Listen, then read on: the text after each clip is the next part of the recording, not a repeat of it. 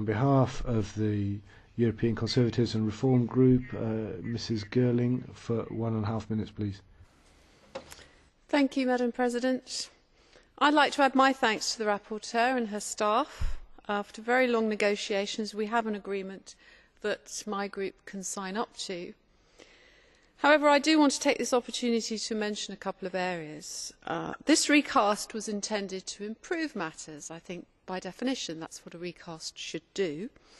It was intended to simplify the requirements and demands on manufacturers.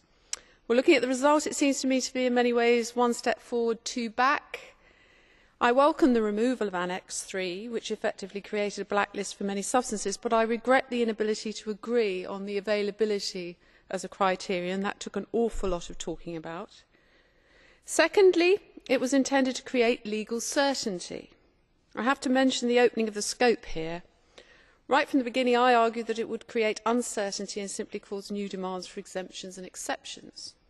It seemed to me at the very least we required a full impact assessment from the Commission before agreeing to this. I have not changed my mind, but I accept that I have lost the argument.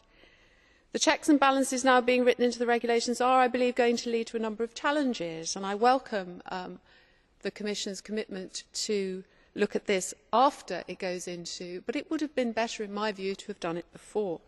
I wonder how this opening of the scope has actually advanced legal certainty and clarity. And I'd also like finally to mention the real danger of over-regulation. In voting for the RoHS recast, we are in effect continuing a dual tracking of regulation and EU approval for chemical substances, hazardous substances. We have the REACH regulations in place and their implementation is evolving, as we heard at committee recently, evolving satisfactorily. At some point soon we will have to grasp the nettle and let the REACH regime lead as it was intended to. I look forward to the Commission taking this point on board.